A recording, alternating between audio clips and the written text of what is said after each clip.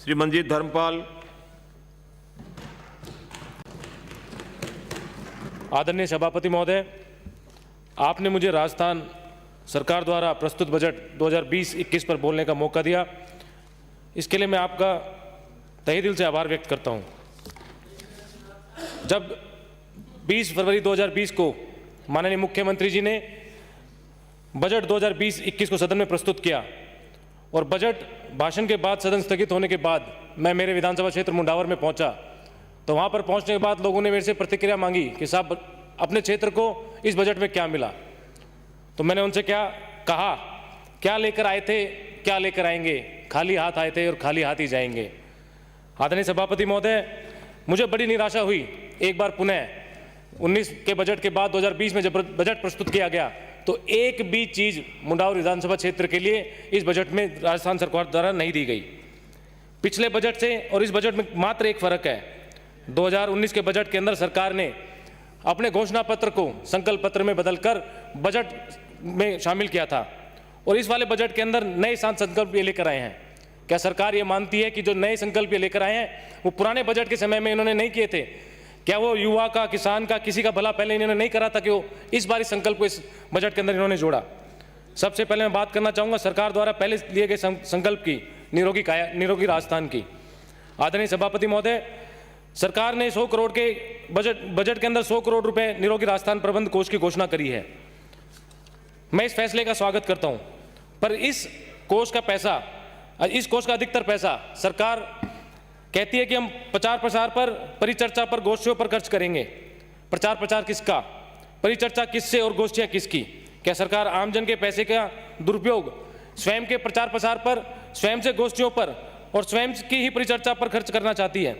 तो मैं आपके माध्यम से निवेदन करना चाहूँगा, सरकार को खुद को ये जब नहीं पता कि निरोगी राजस्थान पर कब और कैसे काम करेंगे तो इस योजना को इतनी जल्दी लागू करने की जरूरत कहाँ थी? आदरणीय सभापति महोदय, मैं आपके माध्यम से सरकार से निवेदन करना चाहूँगा कि प्रदेश के गरीब लोगों के पैसे की बर्बादी आप इस तरीके से नहीं करें। आपका ये पैसा कहीं और भी उनके काम आ सकता था।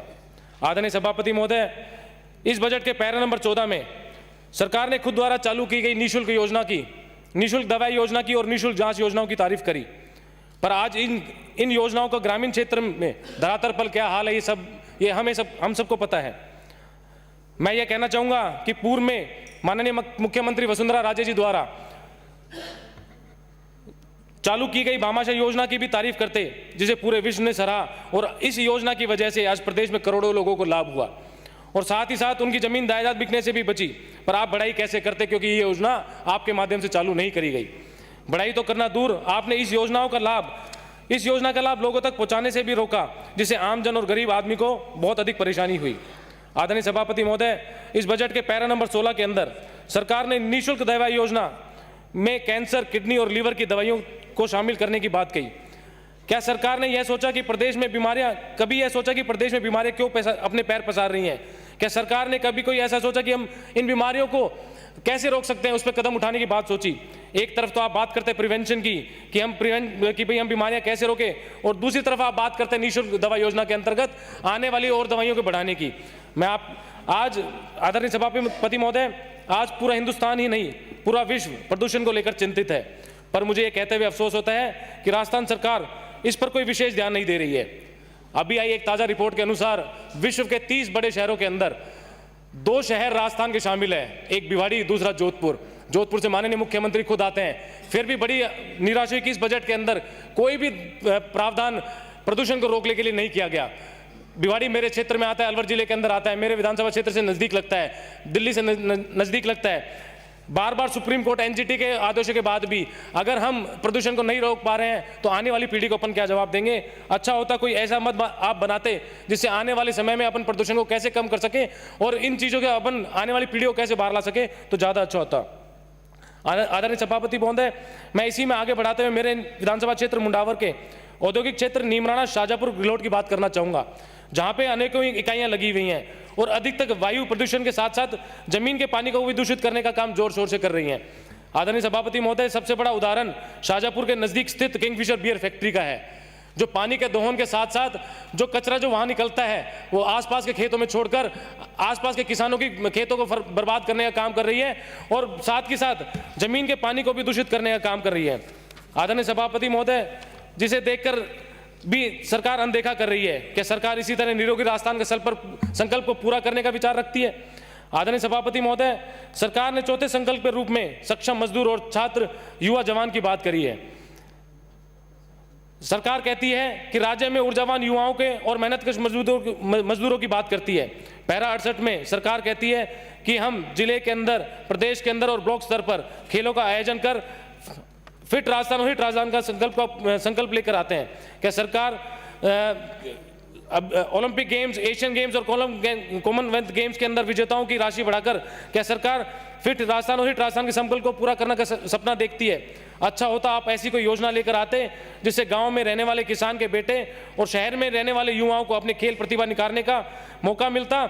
ऐसे संसाधन उपलब्ध करवाते बजट के अंदर जिससे वो प्रतिभा आगे निकल कर आती, जिससे आगे जाकर वो इन खेलों के अंदर पदक लेकर आते और हमें भी खुशी होती जब प्रदेश का बेटा, प्रदेश का युवा पदक लेकर आए और सरकार उसको अपनी तरफ से उसको कोई बजट के अंदर राशि प्रदान करती है। जब प्रतिभाएं निकलेंगी ही नहीं तो मेडल कौन जीत कर लाएगा? आदरणीय सभापति महोदय, पैरा नंबर 74 के अंदर सरकार औद्योगिक विकास की बात करती है, औद्योगिक विकास को गति देने की बात करती है, नए औद्योगिक क्षेत्र विकसित करने की बात करती है। मैं कहना चाहूँगा जो औद्योगिक क्षेत्र अभी राजस्थान के अंदर है उनका जो हाल है वो देखकर ऐसा लगता है कि आने वाले समय के अंदर जितने भी यहाँ पे उद्योग हैं वो यहाँ से और आगे दूसरे प्रदेशों के अंदर जाने की योजना बनाएंगे। तो मैं आपके माध्यम से सरकार से कहना चाहूँगा कि आप पहले पुराने औद्योगिक क्षेत्रों की कमियों को दूर करें जिससे देश के अंदर प्रदेश की एक अच्छी छवि बने और अपन पैसा लेकर और उद्योग यहाँ पर स्थापित कर सके, जिससे कि यहाँ पर उद्योग स्थापित होने के बाद प्रदेश के जो युवा हैं उनको यहाँ पर नौकरी मिल सके। आपके माध्यम से सरकार से निवेदन करना चाहूँगा कि आपने जो यहाँ पे उद्योग लगे हुए हैं, आपने कोई भी ऐसी पॉलिसी नहीं बनाई हुई कि यहाँ के युवा को, यहाँ के बेटे को, यहाँ पे किसान के बेटे को उस कंपनी के अंदर नौकरी मिल सके। मैं आपके माध्यम से सरकार से कहना चाहूँगा कि जब मुख्यमंत्री जी बजट के अंदर अपना रिप्लाई दें तो एक ऐसी नई योजना का आप घोषणा करें जिससे कि जो राजस्थान के अंदर उद्योग लगे हुए हैं कम से कम आसपास के और जो प्रदेश हैं उनकी तरह कम से कम 70-75% यहाँ के लोकल बेटे को, यहाँ पे लोकल भाई को वह उन कंपनियों के अंदर नौकरी मिल सके और वो अपना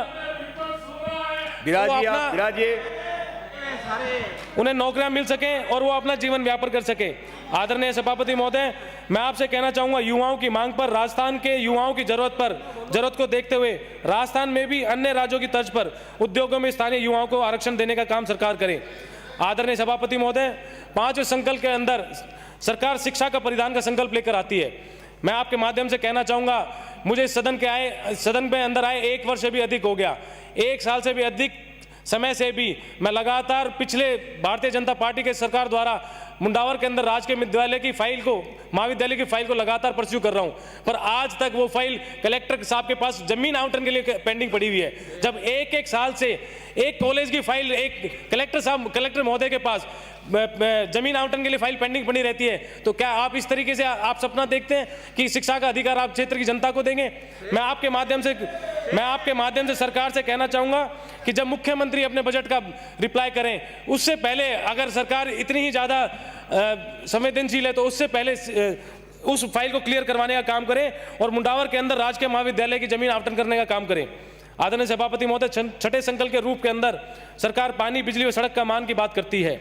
मैं आपके माध्यम से पैरा नंबर 106 में केंद्र सरकार कहती है कि केंद्र सरकार ने हर घर तक शुद्ध जल पहुंचाने का संकल्प लिया है और उसके अंदर 50% हिस्सा केंद्र सरकार का है और 50% हिस्सा राज्य सरकार का है। आदरणीय सभापति महोदय, आज आदमी की सबसे बड़ी जरूरत है शुद्ध पेयजल की। अगर बात करूं मैं अलवर जिले की और विशेष तौर से मुंडावर विधानसभा की, तो आज हालात ये हैं कि 1500 फुट नीचे तक पानी चला गया और 1500 फुट बोर होने के बाद भी वहां पर पानी नहीं मिलता।